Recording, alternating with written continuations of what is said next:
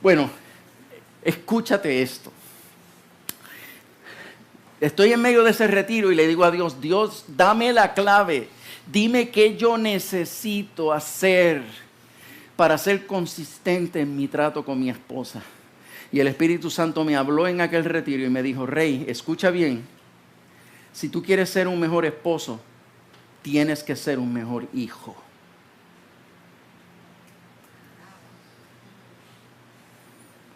Y yo me quedé. ¿Qué tú me dices? Señor, tú me estás diciendo a mí que tú a mí me estás reclamando que yo tengo que ser un mejor hijo. Pero ¿qué es lo que tú pretendes, Dios? O sea, ¿qué es lo que tú esperas de mí, Dios? O sea, mi papá me maltrató y yo lo perdoné. Me insultó y yo lo perdoné. Mi papá nunca me dio amor y yo se lo perdoné. Mi papá nunca me pidió perdón y yo se lo perdoné. Mi papá, un adúltero, y yo se lo perdoné.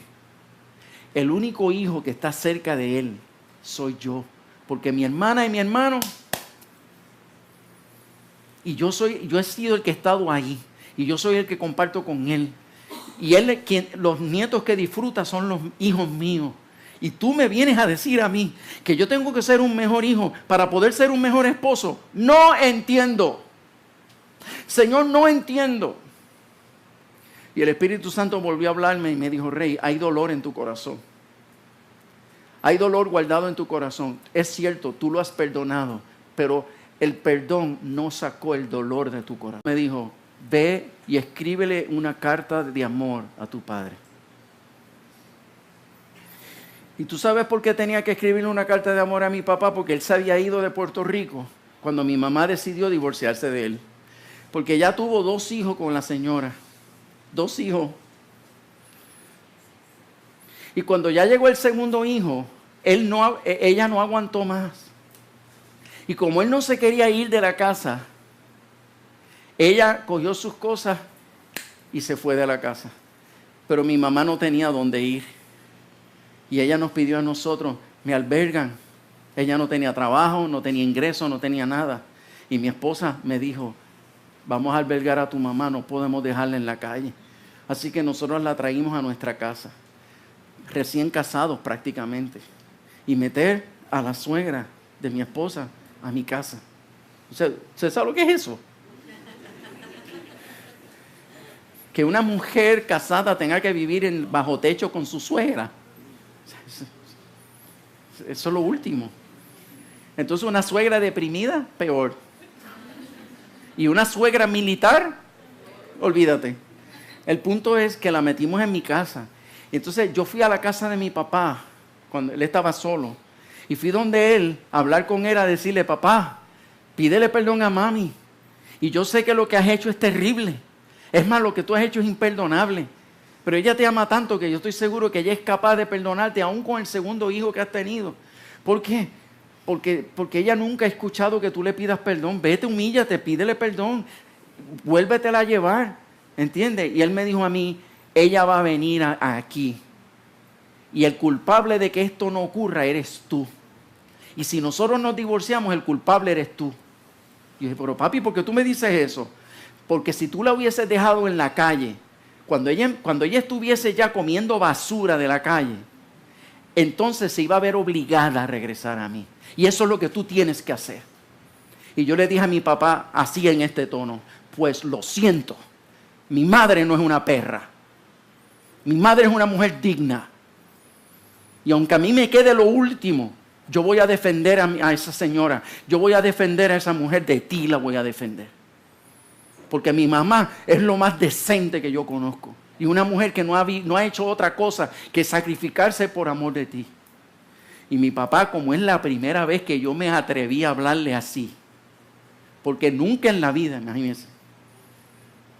Bueno, fíjese si todo el mundo le tenía miedo, que yo recuerdo que mi papá en ocasiones se nos presentaba y nos hablaba fuerte y nos orinábamos encima. Perdone. Y como yo le hablé así, él fue a la habitación y sacó una pistola. Y cuando yo vi la pistola en la mano, y viene y se la metió así. Y yo me quedé así, yo le dije, Padre, tú eres capaz de sacar una pistola para tu hijo. Mira, papi, la puedes usar, no hay problema. Yo sé para dónde voy. Lamento el que tú no sepas para dónde vas si tú pierdes la vida. Y cogí, di la espalda y me fui. Pero como a los 2 o 3 días yo regresé a su casa y lo llamaba y él por una ventana me decía, vete que ya tú no eres mi hijo. Y todo eso yo se lo perdoné. Todo eso yo se lo perdoné. Y Dios a pedirme a mí que yo tengo que ser un mejor hijo. Entonces él decidió, como se quedó solo, decidió llevarse al amante con sus 2 hijos y se fue para los Estados Unidos a vivir con ella, a la Florida. Y Dios me pedía a mí que le escribiera una carta de amor a mi papá. Yo le dije al Señor, después que pasé el trauma, yo le dije al Señor, está bien Señor, yo la voy a escribir. Pasaron un día, pasó una semana, pasaron 2, pasó un mes. Pero ¿sabes algo? Donde quiera que yo me metía, que hubiese un momento de oración, eso era como si una campana, una alarma, todo el tiempo diciéndome, ¡cling! Rey, recuerda la carta de amor. Y vamos a empezar un culto, Señor, estamos en tu presencia. ¡Cling! Rey, la carta de amor. Sí, Señor. ¿Sabes? Estábamos en cualquier situación. Yo me iba a hacer mi devocional diario. ¡Cling! Rey, la carta de amor. Vamos a orar por los alimentos. Y vamos a orar por los alimentos. Y en ese momento, ¡cling! Y ya yo estaba atormentado por el Espíritu Santo. Voy a preparar una predicación y había pasado 1 año. Y yo no escribía la carta.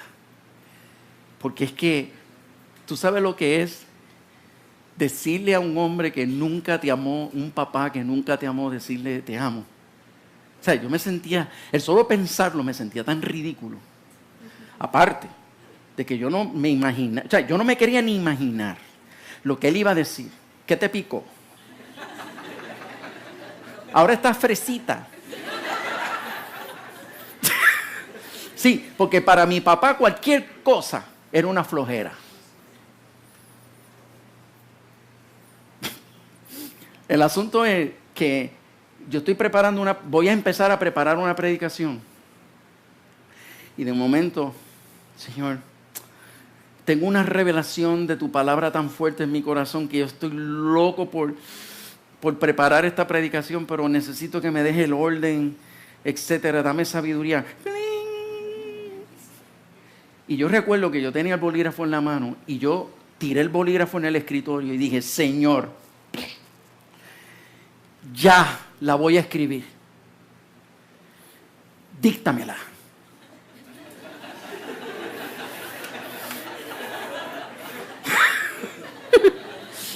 Díctamela porque yo no sé lo que le voy a escribir.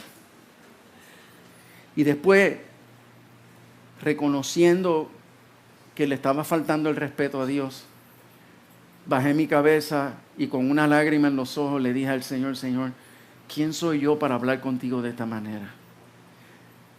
Perdóname, Señor, por faltarte el respeto. Es evidente que hay dolor en mi corazón. Y hay muchos sentimientos por ahí metidos que yo no los logro entender. Pero yo te voy a obedecer. Porque si esto va a solucionar mi problema y tú me estás dirigiendo a hacer esto, porque esto es lo que me va a ayudar a ser un mejor esposo, está bien. Agarro el bolígrafo y empiezo. Papá, te escribo esta carta solo para que sepas cuánto te... Pero yo no podía escribir la palabra te amo. Y me quedé ahí y ahí. Y yo, Señor, ayúdame, Señor, ayúdame. Entonces la vergüenza, la incertidumbre, el qué va a pensar, qué va a ocurrir.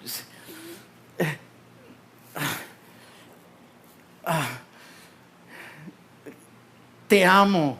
Y cuando escribí esas 2 palabras, literalmente yo me colapsé en el escritorio. Y yo empiezo a llorar y a llorar y a llorar y a llorar y a llorar. Y mi llanto inicialmente fue un llanto de amargura, un llanto de dolor.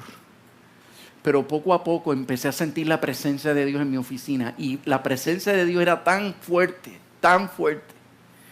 como la estoy sintiendo ahora mismo en mis espaldas. Y yo recuerdo que yo estaba sintiendo a Dios a mis espaldas tan intensamente que yo me quería hacer un caracol. Pero lo interesante de esto es que mi llanto empezó siendo un llanto de amargura, pero de momento, junto con la presencia de Dios a mis espaldas, yo empiezo a sentir el amor que Dios le siente a mi Padre.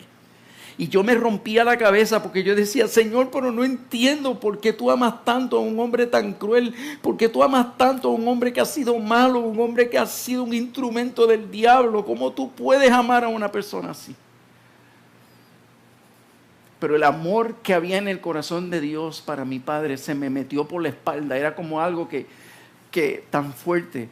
Y cuando yo empiezo a sentir en mi corazón amor por mi papá, mi llanto se convirtió de un llanto de dolor a un llanto de gozo y un llanto de alegría, un llanto de paz, un llanto de liberación.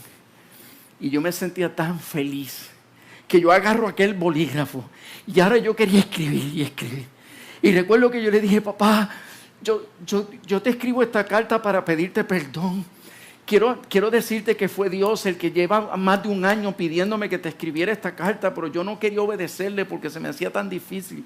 Pero papá, quiero pedirte perdón porque yo llevo años criticándote. Llevo años reprochándote todas tus faltas. Y lo único que hemos hecho nosotros como familia es recordarte tus pecados y recordarte tus pecados y reprocharte y señalarte por tus pecados. Pero papá, ni yo ni nadie ha sacado tiempo para bendecirte. Cuando que la palabra me dice que yo tengo que bendecir y no maldecir. Pero yo no he podido bendecirte, papá. Y te escribo esta carta para que sepas que te amo y para que sepas que te bendigo. Y te pido perdón por yo no haber tenido la sensibilidad y por no haber tenido la sabiduría, papá, de sacar tiempo para halagarte por tus buenos frutos y por tus cualidades. Sí, papá, porque no todo tú eres malo. Hay cosas buenas en ti. Es más, papá, ¿sabes qué? Yo reconozco que tú tienes esta buena cualidad y tú tienes esta buena actitud. Y ¿sabes qué? Tú me enseñaste esto, tú me enseñaste esto otro. Inclusive hay metas que tú te hiciste en la vida que no las lograste, pero Dios me ha permitido lograr las metas tuyas. En esas áreas en que tú querías lograr esas metas, Dios me lo concedió hacerlo yo en tu nombre. Papá, quiero pedirte por favor que me perdones porque como cristiano no te di un buen ejemplo. Porque yo te señalé todo el tiempo, pero no supe bendecirte y decirte que habían buenas cualidades en ti. Le escribí 10 páginas. Se le eché en el sobre y se le envié a la Florida, donde él vive. Pero yo me olvidé de la carta. Yo logré mi liberación, pero no se me olvidó. Estoy pasando por la sala de mi casa y de momento, cuando llego a la mesa donde está el teléfono, ¡ring! Y yo no contesto el teléfono. Es el celular y ni lo contesto. Porque yo no soy amigo de las llamadas telefónicas. Pero no lo pensé. Sonó el teléfono y ahí mismo lo agarré. Hello. Silencio al otro lado.